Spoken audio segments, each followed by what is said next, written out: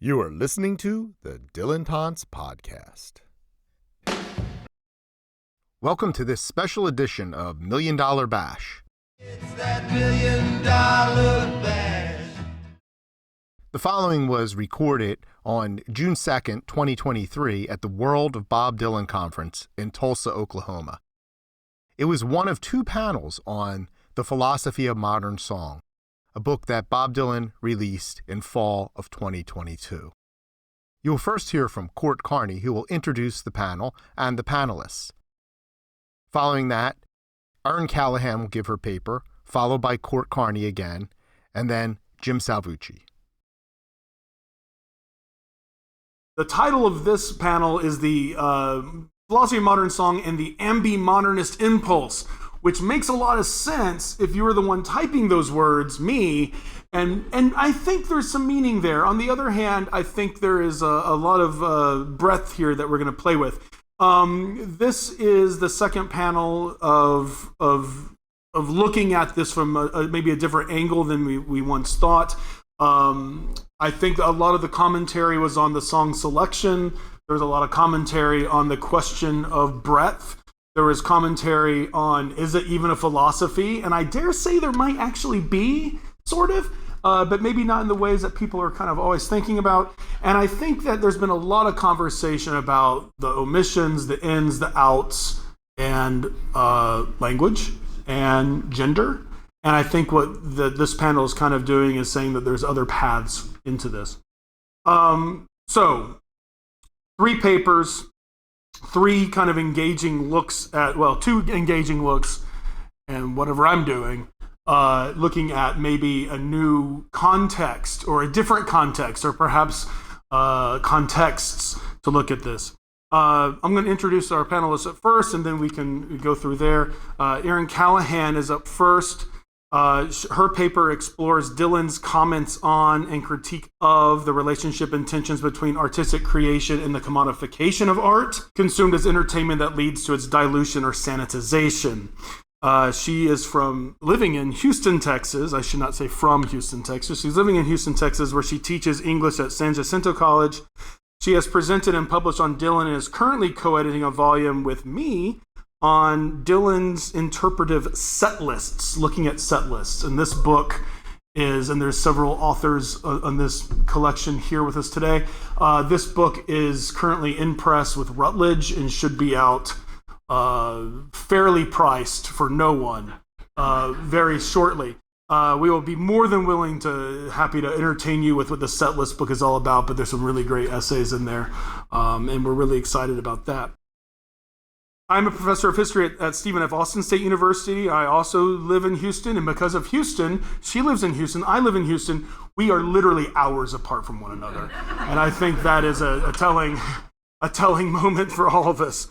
I am a professor of history, and I have a book in press on the cultural significance and memory of Nathan Bedford Forrest, which has nothing to do with this panel or conference.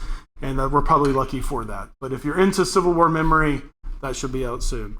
And Jim Salvucci, an English professor by training, is a recovering academic.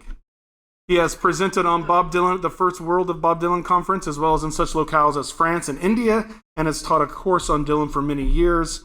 He has published on Dylan in the 21st Century, Dylan, and the Bob Dylan Review, and he is the founder and keeper of the Dilettantes, a collaborative blog and podcast, and there's many of us who have been part of this too. And this is an ongoing podcast Substack.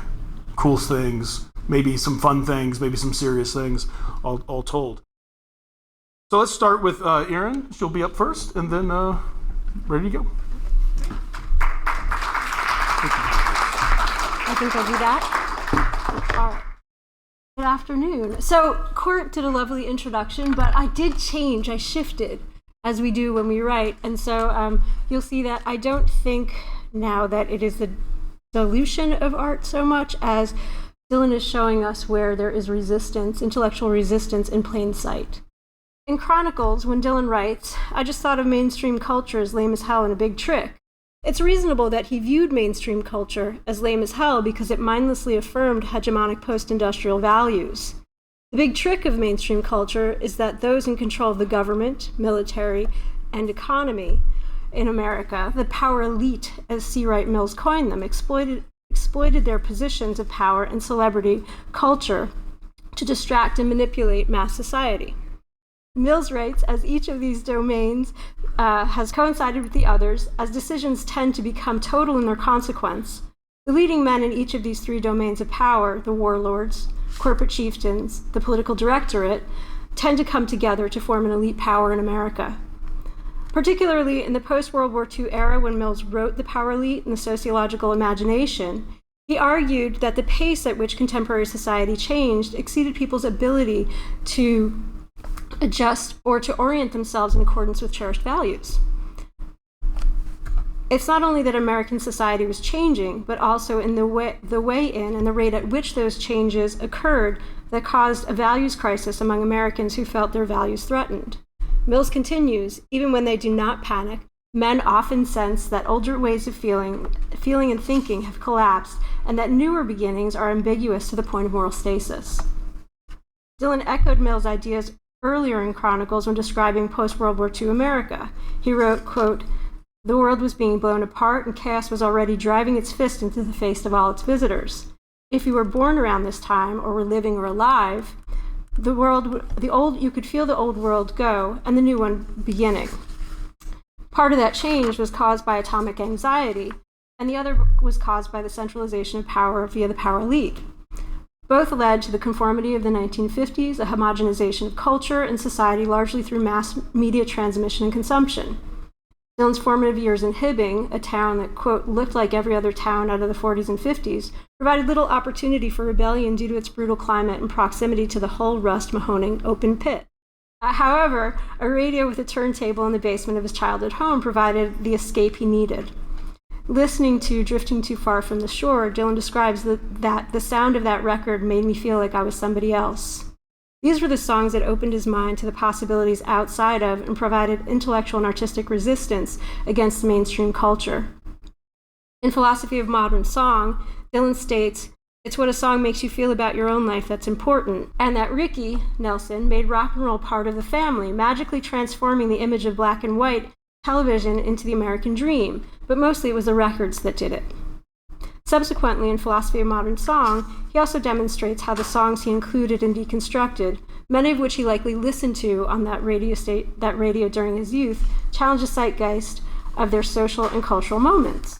There are several ways in which Dylan employs Mills' theories. First, he does so through an examination of how mass media serves the interest of the power elite. In Mills' assessment, centralization of corporate media markets through radio, television, and movies has diminished the quality of public discourse. As a result, with the increased means of mass persuasion that are available, the public opinion has become the object of efforts to control, manage, and manipulate, and increasingly intimidate. This creates a single national media market that shares fluency in, is influenced by, and responds to the signs, signals, logos, slogans, and jargon of corporations and mass media. The result of this increasing influence, according to Mills, is that it gives people in mass society an identity, aspirations, technique to fulfill their aspirations, and an escape. That ideal reinforced heteronormative patriarchal middle-class consumer culture. It provided a template of how modern folks should look, act, dress, what jobs they should have, and what they should purchase. Americans aspire to own a home in the suburbs, have a family, own the newest appliances, cars, or clothes, based largely on the wave of new media in their lives, basically to keep up with the Joneses. That lifestyle was most successfully achieved through men securing a good or stable job, while women took care of the children and the house. This then leads to anxieties and frustration, as people attempted to achieve the ideal and of those who failed to live up to it, an alienation of those who fail or refuse to conform. Second, by applying Mills' theories to the songs in the Philosophy of Modern Song, Dylan demonstrates how the ideas communicated through the songs, nearly all of which achieved success on one or several of Billboard's charts, provided intellectual resistance to the power elite in plain sight. To start, Dylan's critique of the power elite centers on the exploitation of individuals and society's institutions through their monolithic control of American life. He indicts them as, quote, common criminals, end quote, in Chapter 10, Jesse James, writing, quote, criminals can wear badges, army uniforms, or even sit in the House of Representatives. They can be billionaires, corporate raiders, or stockbroker analysts, even medical doctors. All of these figures hold positions of authority or power in which they control laws, justice, the economy, and defense. They also benefit from and profit from reciprocal protection of these institutions. They're the, quote, aristocratic establishment, the upper-class landowners in Dylan's chapter on Pancho and Lefty. Similarly, Big Boss Man depicts the bourgeoisie middle-class management using Mill's own language, chieftain and overlord. The boss man overworks his employees and is unfazed by labor unions, uprising, revolts, empty threats, because he's, quote, above it all, end quote. In Chapter 4, Take Me from This Garden of Evil, Dylan uses Mill's language again to describe the collapse of old values to moral ambiguity. He writes, quote, the song presses the panic button, end quote, that the newer beginning is a garden of corporate lust, sexual greed, gratuitous cruelty, and commonplace insanity, end quote. The masses of people Dylan refers to have undoubtedly been hypnotized by mass media, consuming it without giving a thought to its meaning or its consequences. The characters in these songs recognize the ubiquitous influence of the power elite and either reject participation outright or ask to be delivered from it. Similarly, throughout the philosophy of modern song, Dylan highlights the centralized economic control of corporations in American life. During this period, national chains replaced small businesses, and local ads were replaced by national spots. This consolidated brand identity, brand recognition, and consumer appetites. Additionally, corporations provided stable employment with opportunities for advancement, benefits, and a retirement plan. Most of the chapters in Philosophy of Modern Song have some aspect of consumer culture. Words like merchandise, manufactured, cars, to references of specific cars like Cadillacs that are associated with affluence, designer watches like Rolex or Rolex, if you will, to smartphones, to descriptions of products and fine clothing accompanied by supporting images. The reader's mass media literacy aids in making those connections between image and word, sign and signified, effective. The title of the book's first song, Detroit City, is accompanied by an image of the Ford Motor Company factory that reinforces Dylan's analysis. The character in the song left his rural hometown to secure employment and the American dream in the city. Dylan writes, when this song was written, Detroit was a place to go to run to. New jobs, new hopes, new opportunities. However, the singer's fantasy to go home and leave the monotony of his days in the factory and nights at the bar expresses his desire to escape modern life and return to something familiar or comfortable. The singer isn't really a dreamer, but someone who is, quote, caught up in a fantasy of the way things used to be. He is Mill's modern man, the same person Dylan referred to in Chronicles, affected by the swift changes in American life.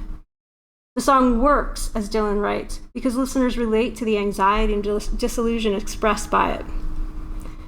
This guy could easily be Jackson Browne's Pretender, a guy who has sold himself for a bit of the American dream, whose life is a broken record of home and work, of his success depending upon being someone he's not, of being trapped in a lesser world in which he abandons a life of passion, of music and art.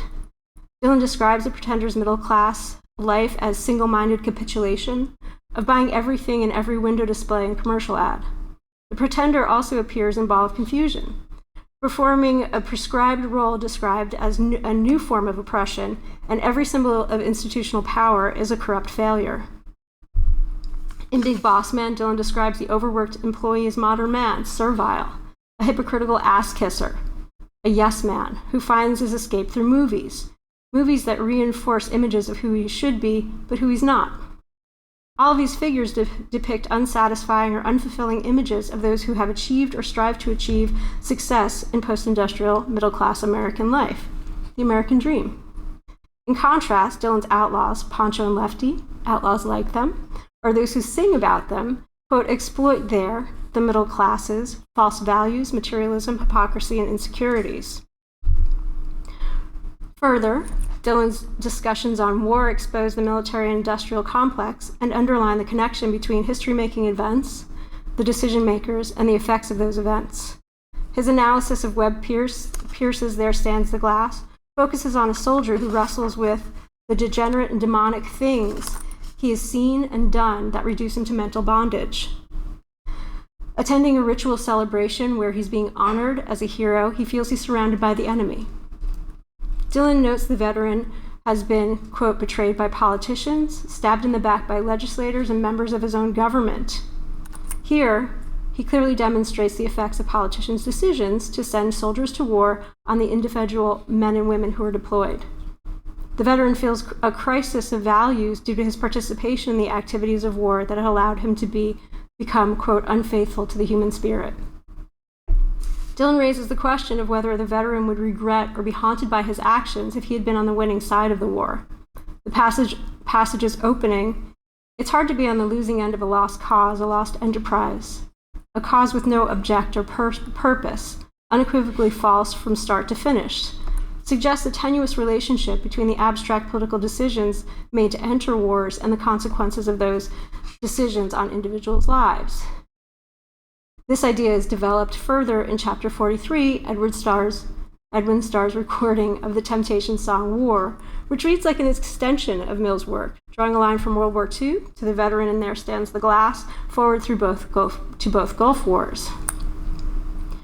Citing a sequence in the documentary The Fog of War, Dylan explains how the former Defense Secretary Robert McNamara and General Curtis LeMay would have been, quote, prosecuted as war criminals if they had lost the war. Dylan notes, quote, for the rest of his life, McNamara wrestled with the question, what makes it immoral if you lose, but not if you win? This, too, is a question that tortured the veteran, who has a lot to answer for in There Stands the Glass. The war crimes explained in both songs, chapters are similar: rape and unmitigated violence against civilians, including women and children. The difference is just the perceived or actual victor in and justification of the war. Shifting to both Gulf Wars, waged by the power elite and administrations of a single family, Dylan stresses the dubious justification for both wars. Graylee Heron's analysis of Chapter 15's Whiffenpoof song for the Dylan Tunt Substack illuminates the song's reference to the Whiffenpoofs. Quote, an independent a cappella group at Yale University, end quote, who counted as an early member Prescott Bush, father of George H.W. Bush and grandfather of George W. Bush. Erin also notes Dylan's references to the more secretive and exclusive Yale Society Skull and Bones, whose, quote, members are sworn to a lifelong secrecy about the group, but alumni from Skull and Bones have gone on to exert major power in the United States and across the globe, end quote. And I included Colin Powell because he was influential in both. In coordination, Mills asserts that the link among institutions of modern society, families and churches and schools, provide the basis for and support the centralization of power, and that these hierarchies of state and corporation and army constitute the means of that power. Giving a bit of cover to HW because Iraq's invasion of Kuwait prompted the first Gulf War, Dylan focuses on post-9/11 paranoia and false claims that Iraq's possession of weapons of mass destruction underlying the 2003 invasion under George W. Bush as more problematic and indicative of the continued consolidation and centralization of power among America's power elite in the 21st century. He concludes by returning to LeMay's thoughts on war criminals, suggesting that both Bushes would be considered as such, but ends the chapter with an indictment of Americans as war criminals for supporting war propaganda, not asking questions, and most importantly, not acting to prevent or end conflicts. Further echoing Mills, Dylan's inclusion of War, a song that replaced Bread's Make It With You on Billboard's Top 40, spending 3 weeks at number 1 in August and September 1970, and listed as the 5th most popular song of that year. Though Dylan is cynical about the purpose of the song, arguing it's clear that one answer to the question posited in the song is the bottom line, and links it to the earlier Motown hit Money, he uses it to make a larger point to parallel war profiteering and the atrocities of war. He refers to Smedley D. Butler, whose speech, War is a Racket, was, quote, written by a major general in the Marines who is an American military hero but became disillusioned with war profiteering, propaganda, and injustice of the military-industrial and intelligence foreign policy establishments, and came to oppose American involvement in foreign wars designed to benefit financial and industrial interests. End quote. Smedley, quote, confessed to his own actions on multiple battlefronts and that hurt large numbers of people to ensure the profits of a few. Here we can imagine Smedley as the celebrated yet tortured veteran, and there stands a glass. Dylan then cites the labor leader and civil rights leader Asa Philip Randolph, who, quote, said in 1925, "Make wars unprofitable and you make them impossible. However, as long as the war remains lucrative, news media, advertising, movies, and television will continue to promote it as necessary to national security." Just as Dylan demonstrates how the songs and philosophy of modern song point to the adverse effects of media, government, corporations, and the military, he also shows readers a prescription for rebelling against the traps of modern post-industrial consumer society: art, love, and movement. Allusions to, references to, and quotes from poetry, literature, music, and visual art stand in contrast to the over-commodified kitsch of most mainstream culture. His remedy for the modern man and big boss man is rivers of poetry and music. He also refers to the pretender as someone who has abandoned music and art and poetry. The many songs Dylan includes about love and his interspersed commentary on love suggest that love, not love as a legal agreement or a social contract, but passionate love is a salve. Dylan gives us songs like On the Road Again, Truckin', Keys to the Highway, By the Time I Get to Phoenix. Images of movement, of becoming, of rejecting stasis or complacency. Being on the road again keeps you from being bogged down by anything, even the monotony of daily chores like taking out the garbage. Perhaps this is the philosophy of modern song. The place where the personal, the problems of modern life as they affect individuals, becomes the political, identifying and commenting on the issues of society that contribute to or cause the problems of individual people. To be sure, Dylan would argue that he's apolitical. That's fair. But you can't ignore his critiques of conformity and of power struggles that exploit and control social and cultural institutions. Though mainstream culture is generally a tool of the power elite, passively consumed without considerations of its effects or consequences, thoughtful considerations, deconstructions, and examinations of it, as Dylan has provided in the philosophy of modern song, reveal substance that challenges its typical reception. That may be the signal point. Art, even art conceived, produced, and consumed in mainstream popular culture, serves as an intellectual resistance to the problem faced in contemporary society.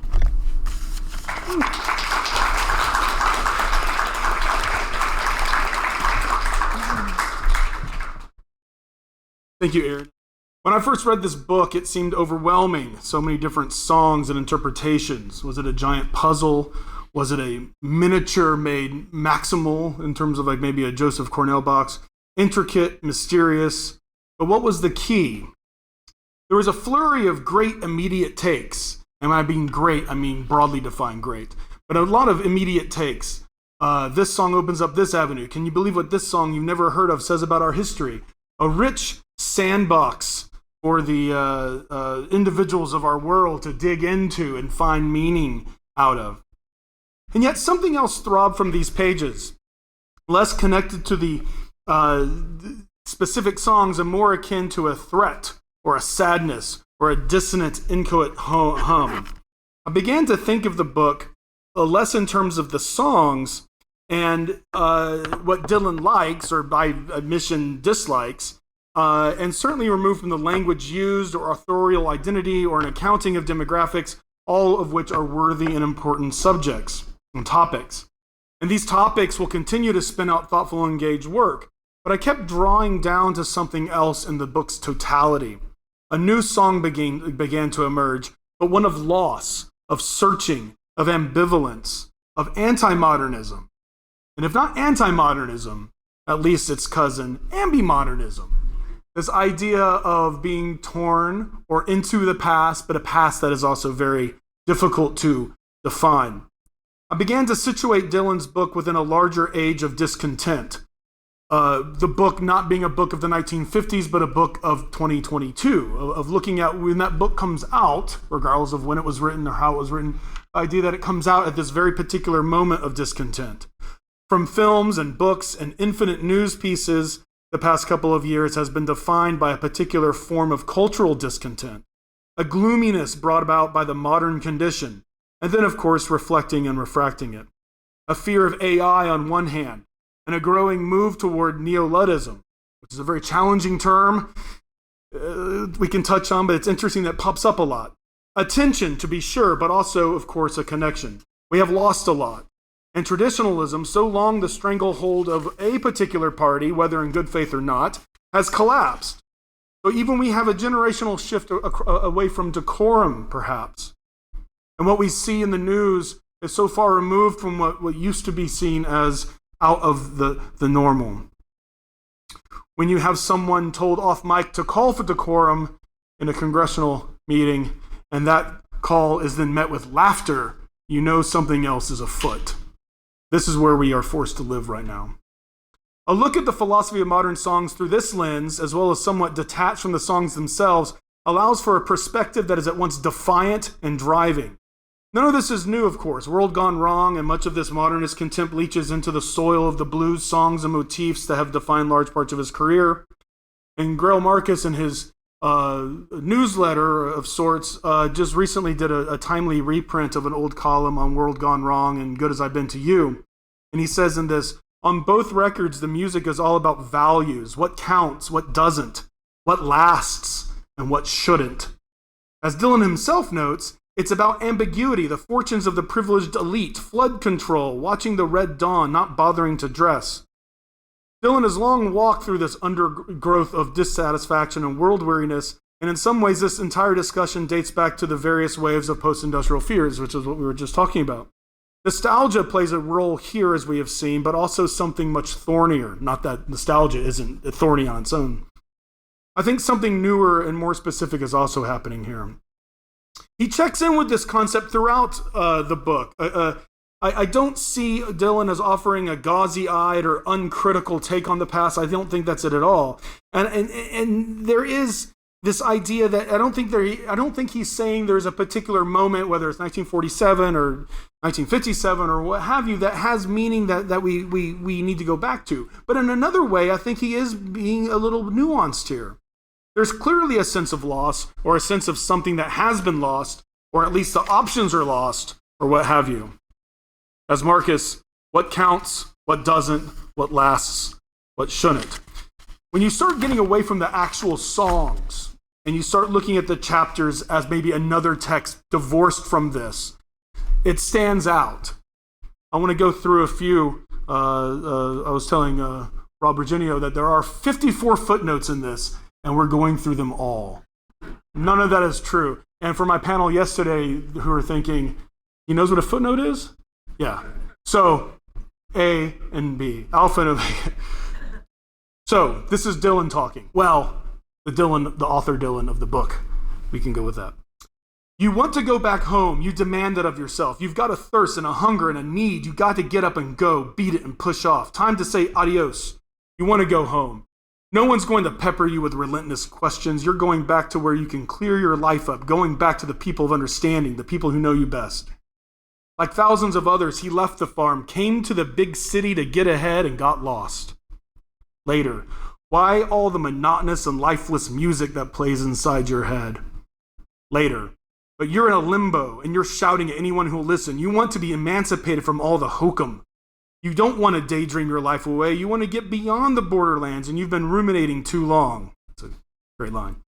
There is no peace in the valley. This is a garden of corporate lust, sexual greed, gratuitous cruelty, and commonplace insanity. Hypnotize masses of people and dyed-in-the-wool assholes, and the singer wants to be delivered from it. Who wouldn't? Another song. At your best, you're Sancho Panza. At your worst, you get left behind. You have to open up your eyes before it's too late. People with no discernible income buy flawless knockoff watches with one-letter misspellings that was mentioned earlier to thwart copyright. And then wealthy people buy the same Rolex so their six-figure real watches won't be stolen when they're out for dinner. The sun will shine, the wind will blow, women will come and go, but before we can appreciate the wonders of nature or swear love to any of the women, he must have money. As far as enlightenment goes, weak tea indeed.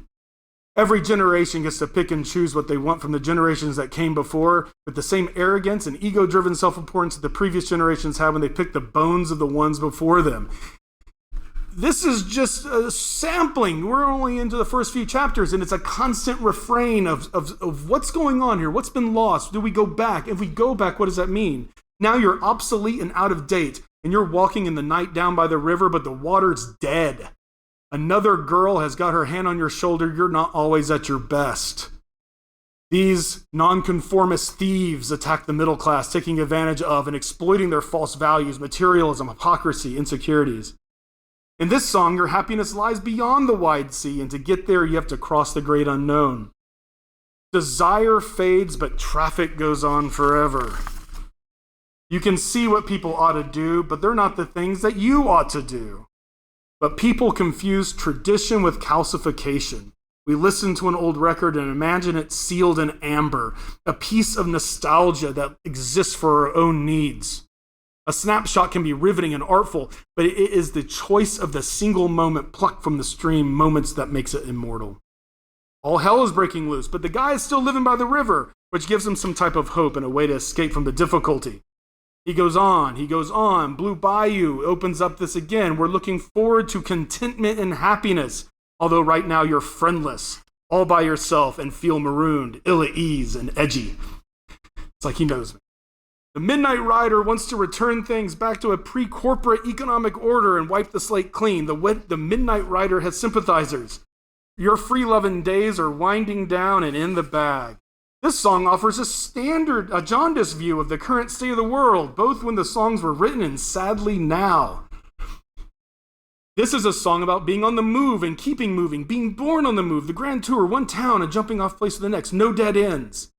Knowledge is a good thing, but one of the potentially dangerous side effects is that as the field of knowledge gets wider, our skin is stretched thinner. People try different ways to insulate themselves as their nerves are rubbed raw. Modern man is your employee, servile and hypocritical. He's the informed citizen, the rational being. It would take oceans of water to cleanse him from his previous lives. Way before taunts of OK Boomer and the calling of people with experience the pejorative term olds, this country has had a tendency to isolate the grizzled dotard. Old and in the way is the modern way that a lot of Americans treat the elderly. Being misunderstood can get on your nerves. I love that. Tramps, mavericks, the object of each other's affection, enraptured with each other and creating an alliance. You're here to tell a different story, a bird of another feather. Sequels and remakes roll off the assembly line nowadays with alarming frequency and astronomical budgets that they still can't recognize the magic and wonder of the originals. Those who dismiss movies from before their time as merely simplistic are missing out. I go to bed in hotel rooms with Turner Classic Movies, and there's a beautiful one this morning, way too early, of a guy who was 50 years old. And it's this incredibly grizzled man who's lost everything. And then he's told this lesson of what other people have gone through. And that person, of course, Abraham Lincoln. And you too can have the successful later life of an elderly Abraham Lincoln. There are holes in this, but there's something going on there. You have these repetitions, the unconventional life destroyed by normalcy, the constriction of creativity, the fear of being hemmed in, of being suffocated, by vitality snuffed out by those around you, all of the thou musts, the thou shalts, the thou must nots, the shall nots. It's all about escape, the limbo, the reinvention, obsolescence, out of date, despair, suffering, mistranslation, generational shifts, generational static and desperation. The noise of the now drowning out what could be or could have been. Not negative, not positive, not really optimistic, not really pessimistic. A more self-assured Zen take on loss. What have we lost? Who are the heroes? The deserter, the hero, the outlaw, the hobo, the maverick, the tramp. The enduring heroes of Dylan's. No surprise here. But clearly this book has a thumb on the scale in terms of which values and needs and desires are important. Early reviews of the book took this title as a joke or as an oversell. How do these songs cohere to something resembling a philosophy? And yet from a distance, at least one perspective yields something sort of definitive. How do we deal with the modern world? Here are the several dozen songs that perhaps provide a path. Everyone said there's no philosophy, and what's modern mean? I think it's all right there. I think he's talking it through with all of this. We could spend forever talking about the word modern and modernism, of course, but I think there's something interesting. In the end of 2022 and into 23, as this book was coming out, you had a number of big media pieces on Gen Z. They had gotten tired of discussing how millennials had destroyed everything from doorbells to what have you. And now there's a new culture for the not for us. The Gen Z generation demanded something different, something new, something that was commonplace 25 years ago never made sense now. In December 2022, the New York Times ran a piece on Luddite teens. Every new generation discovers Kerouac, and now it was poetry and Nokia flip phones. The Luddite Club wanted a reprieve from constant connection and social media, and they then were met with a backlash. You follow your kids now, we track them. It's a little Orwellian, I guess. This is a person talking in the piece. But we're the helicopter parent generation, so when she got rid of the iPhone, that presented a problem for us. A teacher said, I think it's a great conversation they're having, and there's no right answer. In January of this year, the New York Times, just a few weeks later, had a whole story on teens who wanted standalone digital cameras. We're not going back to lomography or the Polaroid. We're going to actual just the digital cameras that were everywhere. Over the past few years, nostalgia for the Y2K era, let that sink into your dying, windswept bones. A time of both tech and enthusiasm and existential dread that spanned the late 90s and early 2000s. When I look back at my digital photos, I have very specific memories attached to them, one person says. When I go through the camera roll on my phone, I sort of remember the moment. It's not special. Of course, AI complicates this. Of course, this is nothing new, too. Eric Hobsbawm and the Machine Breakers essay is right here. But more noise was felt in art and film. You had films in the discourse such as Tar, which I don't think got enough credit for doing anything that it did, and its take on generational critique and criticism. The Fabelmans works into this as well. White Noise, that came and went very quickly. Released just a couple of weeks after Philosophy of Modern Song with its satire, 2022 by way of 1985, of consumerism and consumption. These moments lead us to something. And I think there's a group of moments here that really work to show us what's going on. I think the movie that best captures the tensions here, which at first glance may seem strange, but I think it's real, is Nope, Jordan Peele's film. From its opening title card to its plot protection of analog cameras and vinyl records, to its questioning of 1990s media and nostalgia, to its provocative climax at the winking well, old-timey, non-electric, large-format camera buried in the sand, Nope prods the audience to examine, horrifying monster or not, the cultural oxygen of modern life. The film opens with the oft-quoted biblical book, Nahum, the minor prophet no one quotes. And yet here it is, Nahum 3:6. I will cast abominable filth upon you, make you vile, and make you a spectacle. Nineveh as Hollywood. What does that go back to? 1991. My daddy, he didn't leave me much. He's a very simple man, but what he did tell me was this.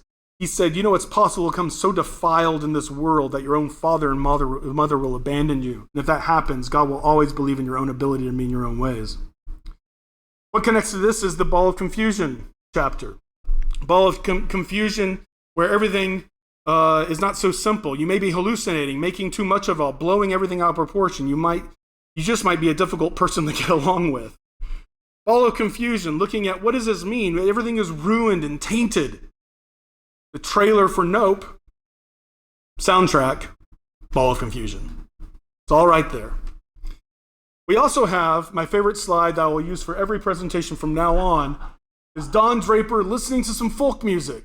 We have Mad Men, and of course we have not enough time to go into Mad Men's delirium with Dylan. There's a lot of ways into it. Obviously this scene when he's listening to the, yes, anachronistic version of Don't Think Twice, but getting at to what it means. And of course, if you know the show, this is when he's at this moment where he's projecting himself into the idea of what a slide projector can mean. And this idea of timelines past that don't connect to the present and what that means in terms of a kind of a horrifying moment of self-reflection. But then you go to Dylan and Don Draper, and I'm not going to give away, but that is a huge book that needs to be written. And what Dylan says, there stands a glass. Like with many men who reinvent themselves, the details get a bit dodgy. Later on, he says there's lots of reasons folks change their names. But no, and there are those who change their own names, either on the run or for some reason, some unseen demon or heading towards something else. But what else is there? Besides this, there is, of course, The Street Where You Live, which is in the opening episode of season 1. When you think Don Draper is off on his own doing his fun life, and then he comes home and you go, oh, the punchline is there's the wife and the kids. You just didn't know about it. And that's the Victim Own song that's playing. Kind of getting at here's the romance, but here's the reality. At the end, there's Where or When. I think that song, and we've touched on that a lot today already, goes into a lot of different places. I think Where or When is a beautiful essay. I think it also is the essay that has a different photograph of this, but the clocks outside of the Paris railroad, where it's a rail station where all the clocks are at different times, which is exactly what you need when you're in Paris looking for a train. It is a bronze catastrophe warning you that no time is real. But I think it's also getting at this fusion of what all this represents. There's a painting from 1905 by Solberg, a painting called The Country Road. And it's a beautiful, evocative painting. It's a really deep painting. And it's this idea that you have a country road that is bisected by these telephone wires. But what I love about it is it gets at the ambiguity of it all, because it's marking the present and the future. It doesn't really have a value system. You can read into that and say, now we're separated by technology, or you read into it and say, this is what's connecting us. There's something really beautiful and evocative of this idea of what the modern world has lost, what the modern world can regain, and the idea, of course, that we can't do it at all. And then we, of course, have, because of Laura Tinchert, who has very much slowly brought me into understanding the visual artist of Bob. I want to end with this. And this, of course, is Lone Star, the film Lone Star from dozens of years ago now. A beautiful ending of a film where the two main people, if you haven't seen it, I will not say another word about it, but they come to a problematic moment in their relationship. And they're sitting at this empty movie screen and projecting it onto that. And what does Bob do? He takes it and makes it his own thing, obviously taking from this still. But this conversation, this idea of what is here, what is real, what can we project to our own past? How does our own past project itself onto this future? The creaking ropes of the buried camera in Nope, spitting out chemical images of the metaphoric and real, the nostalgia of Bad Men, the slide projector clacking and shuddering, John Sayles' Lone Star, where they're dealing with the falseness of memory and what that even means. Not new, but a nuanced ambivalence runs through all of this. Finally, Jeff Slate had that wonderful interview with Bob Dylan in the Wall Street Journal, and he asked him, how did you listen to music? I listen to CDs, satellite radio, streaming. That sounds normal, right? I do love the old sound of vinyl, though, and he goes on that he says, you had no idea it was coming down the road, and it didn't matter. The laws of time didn't apply to you. For Where or When, Dylan ends with, music transcends time by living within it, just as reincarnation allows us to transcend life by living it again and again. The outmoded camera, the slide projector, the drive-in movie, the stacked clocks, the telephone poles bisecting nature, bisecting time. It is a rejection of the new and a grasping of the old. Is it fetishistic? We go back to Chronicles in the Sun Pie section when he's going through all those kind of old conglomeration of ideas and things. The archive of memory rejects any simple cataloging. But it's these images that run through Dylan's book, and it is here where he is so clearly delineating the contemporary moment of cultural discontent. Philosophy, yes. Modern, yes. Songs, yes. But I think ultimately it's something larger as a questioning of where we are, where we've been, and what can we do in the future moment. Thank you.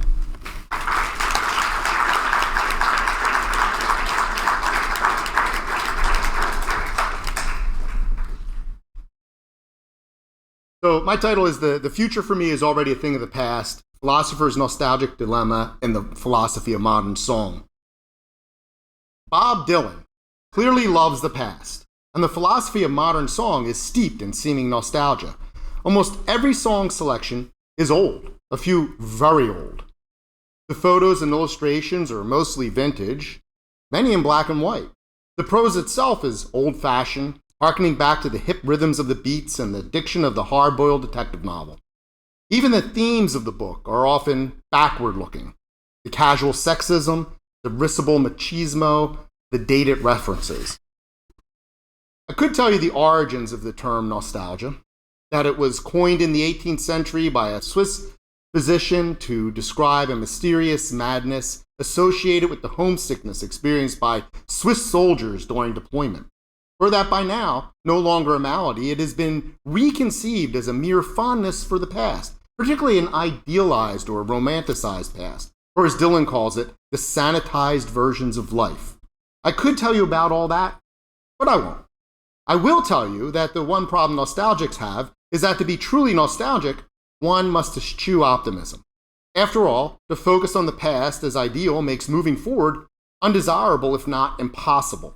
The only future that nostalgics long for is one that replicates a past that never really was.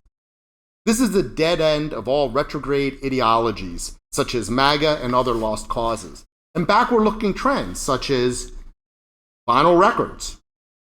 Unless you are willing to force a future based on the false past, there is nowhere to dwell but back in a misremembered past. And that past has passed, if it ever existed. In the specific case of vinyl records, it has passed with a skip and a hiss, and maybe another skip. Another skip. Another skip. Wait. Okay. Yes, Dylan loves the past and lovingly pays tribute to it in the philosophy of modern song. But for Dylan, as this book makes clear, the past is just fodder for the future. It's merely a source that feeds the pastiche nature of his art and thinking. He builds anew from the pieces of the past. He assembles his philosophy from what we can preserve while always looking for the next thing. As has been established, particularly in the last quarter century, Dylan's writing technique is roughly parallel to that of his metallic sculptures. Elaborate and wholly new constructions framed by old scraps, many unremarkable and otherwise forgotten. A newness literally assembled from the old. Moreover, his nostalgic tone furthers his irony and highlights satiric moments. If nostalgia is a fondness for an ideal past, Dylan cannot be a nostalgic, for as a creator, he is an undoubted, if cynical, optimist. The philosophy of modern song is quite deceptive. On its surface, it looks like a slightly undersized coffee table book. The black and white cover features retro red lettering. The cover photo itself at first may seem familiar, one you've seen many times. But look again. Sure, there's little Richard, but he's posing with whom? On the right is Eddie Cochran, a promising young rock musician who died in a car crash at age 21. In the middle, the only one with an instrument is Alice Leslie, one of the many female Elvises who seem about as historically abundant as the new Dylans. Her career also ended abruptly at the age of 21 when she quit. The photos and illustrations throughout are so old that some of the more modern ones can be a bit jarring, such as the sudden appearance of an ebullient Jackson Browne outside a tour bus that sports the image of a launching space shuttle for some reason. It's a great shot of Browne, but it does not fit with the black and white vintage images, the old-time movie posters and advertisement, the retro postcards, the sideshow signage, the paparazzi snapshots, and the myriad photos of random older folks doing older folks things. The colorized photo on the back cover anticipates, if a back cover can anticipate, the nearly a dozen photos of record stores, record displays, record labels, record factories, and just plain records that are sprinkled throughout with nary an image of an 8-track cassette or CD, let alone an MP3 player. It is much the same with the song selection, which skews old, older, and older still, challenging the implication of modern in the book title. The second most recent recording that appears is 2003's Dirty Life and Times by Warren Zevon, itself a look back in time, albeit a more jaundiced and personal look than Dylan's. By far the oldest composition in the book is Nellie Was a Lady by Stephen Foster. In a twist that is almost fitting for this collection of turns, Dylan's chapter on Foster's song cites bluesman Alvin Youngblood Hart's version from 2004, a year after Zevon's recording, Thus, the oldest song is represented by the most recent recording. In line with the hoary song selection is the diction and patter of Dylan's prose, which sometimes reads like Raymond Chandler, the hipster years. It is a charming combination, quick, quirky, canny, and occasionally cranky, that, as many have noted, recalls Dylan's style from his Theme Time Radio Hour days. Here, too, as with the illustrations, occasional contemporary references or language rip us from the lull of Dylan's retro style. It's extraordinary how many chapters, sections, paragraphs, and sentences in the philosophy of modern song start with the time designators such as back in the day, in the past, today, nowadays. Even Dylan's commentary on contemporary culture is steeped in comparison with bygone days. One of my favorites is from the chapter on The Who's My Generation. Recently, we have entered a new phase where anyone entering the age of 22 as of 2019 is now a member of Generation Z. While people make jokes about millennials, that group is now old news, as obsolete as all the previous generation. The baby boomers, Gen X, the fragile generation, the intermediates, the neutrals, the dependable, the unshaken, the clean slate. By the way, has anybody else noticed that all of those titles would make great band names? Dylan's sardonic take on the industry of generational labeling distances him from all generations, even his own. It betrays no allegiance to any particular period, past or present. So much for the voice of his generation. In contrast, the chapter on Sonny Burgess' unreleased late 50s number, Feels So Good, is one of the most explicitly nostalgic in content, ending with the zinger, "This is the sound that made America great." Your mind might have automatically added an "again" there at the end, a phrase Dylan slyly employed in full earlier in the chapter. Maybe you're wondering what happened to the late great country you grew up with, or how you can make America great again. Dylan's evocation of this charged slogan seems apolitical and, in fact, once more sardonic. You're not supposed to recoil in horror, nor are you supposed to pump your fists in the air and say, USA. Instead, he inspires a knowing smile and a chuckle. At least that's how it worked for me. On top of that, much of the chapter is a moral rant about drug use for some reason. Other passages throughout the book drip with longing for the bygone, whether it be his ongoing affection for old-time sociopathic outlaws, his fretting over the way religion is practiced nowadays as a thing that must be journeyed, as a chore, or the passage on Hank Williams' Your Cheatin' Heart, which says that's the problem with a lot of things these days, that everything is too niche and overly fussed with. Even that phrase, overly fussed with. But even this curmudgeonly rant is offset in the next passage when Dylan tongue-in-cheek speculates about Williams singing all the hits of the day. How much is that doggy? Que sera, sera. And Stardust. We see this pattern again and again, a nostalgic romp juxtaposed to or immersed in humor, sarcasm, or jolting contrast. That rant about religion these days morphs into a riff about the excitement Dylan experiences while reading the book of Job. A rant that concludes with the seeming non sequitur, "Here's another way to look at a love song." As he says in that same paragraph, context is everything. Dylan does make an argument, not an original one, in favor of old media. We all shared baseline cultural vocabulary. People who wanted to see the Beatles on a variety show had to watch flamenco dancers, baggy pants comics, ventriloquists, and maybe even a scene from Shakespeare.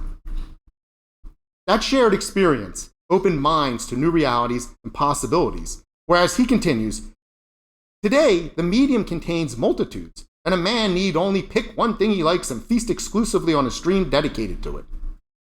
It's the old, we used to have a shared national knowledge base and therefore a shared national discourse argument. Not entirely untrue. He also expresses his fondness for old movies. Not a revelation to most of the people in this room. It's hard, though, not to imagine that he included the Drifters' 1964 song, Saturday Night the Movies, solely so he could wax on, not for the first time, about some of his favorite films, mostly in black and white. Indeed, not once does he mention the ostensible topic of Chapter 64, that being the Drifters and their song. He only discusses movies. The chapter ends with another slyly dismissive MAGA reference. People keep talking about making America great again. maybe they should start with the movies. Dylan's last chapter on Dion and the Belmonts summarizes his view of how the past informs the present. He lists items that have more or less remained the same over time and concludes, you can be absolutely sure that it has happened before, it will happen again. It's inevitable. If it's not happening now, it wasn't happening then or ever. So much of this sounds like nostalgia, right? That praise for the past that implicitly or explicitly deprecates the present and holds little hope for the future. It is important, though, to watch the juxtapositions of theme, word, and image, and so on to catch on to the nuance of Dylan's message here. For one small example of how this might work, that chapter on Saturday Night at the Movies, when Dylan proposes making America great again by making movies great again, also features a black and white World War II era Ouija photo of a ropey sailor awkwardly grabbing a woman in a movie theater. The woman's clothes are a bit disheveled, and while her face is largely obscure, she seems either indifferent or unconscious at the moment. The two other moviegoers in the frame are less interested in both the movie and the nearby maritime explorations than they are in the creepy photographer lurking in the dark. If this is the scene Dylan chooses to represent the superiority of erstwhile movie viewing, what does that really mean to make movies great again, let alone America? A little more exploration of the one chapter in particular will help illustrate what Dylan is up to. Chapter 25 on bluesman Johnny Taylor's 1973 number, It's Cheaper to Keep Her, is arguably the most sexist in the philosophy of modern song, and is one of several chapters where the song and the artist barely make a cameo. In it, Dylan uses the song to launch a broadside on divorce lawyers as a race of greedy manipulators who are, by definition, in the destruction business, who feign innocence with blood on their hands. He also approvingly notes that in bygone days, God-fearing members of the community regularly gave divorce folks the skunk eye for being generally untrustworthy. Later, he preaches about the laws of God that override the laws of man. He is out and out sententious about the duty of divorced parents to support a child before determining that, ultimately, marriage is for the sake of those children. He then concludes, matter-of-factly, and a couple who has no children, then that's not a family, they are just two friends. I generally recoil at commentators who drag Dylan's biography into every discussion of his work, but I would be remiss if I did not mention that this man, Bob Dylan, has been married and divorced at least twice himself, which certainly explains his animus for divorce lawyers, but not his preachy traditional marriage screed. This, of course, is all a prelude to the noxious solution he will propose at the end of the chapter, and subsequently we are treated to Dylan's polygamist fantasy, which starts as an argument specifically for polygyny. He then doubles down on his inherent sexism with his assumption that with multiple divorces, it is the man who has to pay all that support. Then this anti-feminist, self-pitying salvo. Women's rights crusaders and women's lib lobbyists take turns putting man, no, not a man, putting man back on his heels until he is pinned against the 8-ball, dodging the shrapnel from the smashed glass ceiling. Whew! Fix those metaphors, Bobby. But wait, there's more. He now tinges his defense of his anti-feminism with misogyny, arguing that any downtrodden woman would welcome a rich man's protection as part of some sort of harem. It's a statement worthy of Alex Jones minus the dietary supplements. And yet another twist, Dylan then helpfully points out that he never explicitly precluded the concept of polyandry before sarcastically declaring, "Have at it, ladies, there's another glass ceiling for you to break." And what does this all have to do with nostalgia? Well, first, there are retrograde attitudes, obviously. Is this Dylan pining for the casual sexism of yore? What also about the language used? While glass ceiling is still a prevalent term, it's rather old, but we still use it, women's lib is moribund, even archaic. When was the last time you heard that phrase used in conversation? When I Googled it, all the first page hits, I was too lazy to go to the second page, all the first page hits were explorations of the term, not actual usage in the vernacular. I bet there are younger readers who don't even recognize that term. The affronted reader may not even notice it slip by. As with other similar sections and passages, this obnoxiousness is accompanied by exaggerated language, extremist posturing, odd or comical images, and other hijinks. All this is to suggest that there is a wink-wink here, accompanied by a nod-nod. In her book, Irony's Edge, Linda Hutcheon describes the meta-ironic marker, the textual or visual indicator that one is in the presence of irony. The meta-ironic marker is the equivalent of a tongue planted firmly in the cheek or a finger to the nose. The oddball factoids Dylan includes, the jarring juxtapositions, the sly illustrations, the knowing tone, the sudden reversals, and even the curmudgeonly tone that pervades the text, work as meta-ironic markers that enable us to get Dylan's irony. So how does this irony work? I would argue that Dylan's irony here is meant sometimes just to amuse and sometimes to further a satiric point. I'm not suggesting that the philosophy of modern song falls into this genre of satire, but it is, like much of Dylan's output, a work that contains satiric elements without being fully satiric. Case in point, It's Cheaper to Keep Her, a fairly knuckleheaded song all by itself, a churlish novelty number, the product of a clueless era that may induce a mordant grin or a low groan. But Dylan's riffing on women's lib and the mechanics of polygamy ultimately punch up the song's ideological shortcomings. After 4 pages without having once mentioned the subject matter of the chapter, Dylan just out of the blue ends it with, "It's cheaper to keep her indeed." Dylan employs flagrantly sexist tropes in other chapters as well, notably the one on Witchy Woman, but meta-ironic markers arise there too. My favorite being the chapter's 2 literal portrait of the 5 members of the Eagles band. So this is the philosopher's dilemma in philosophy of modern song. How can you simultaneously honor the past, critique the past, and build the future upon it?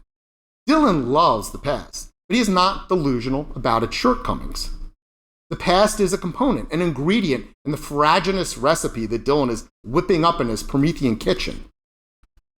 That he uses boorish jokes, odd and deflating juxtapositions, a few bizarre choices, and even flagrantly outdated thinking that once obscures his mission and marks it.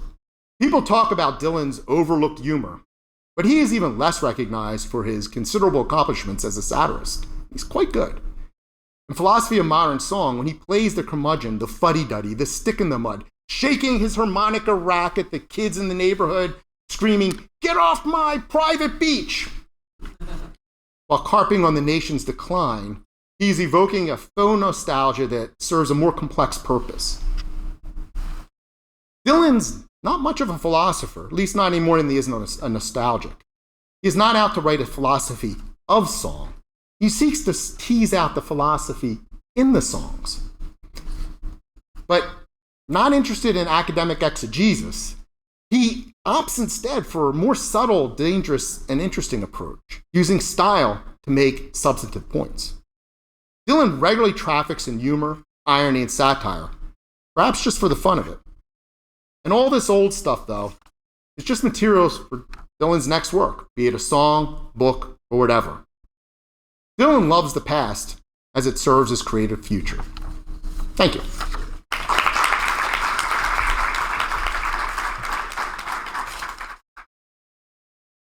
Thank you for listening to the Dilettantes podcast. Be sure to subscribe to have the Dilettantes sent directly to your inbox.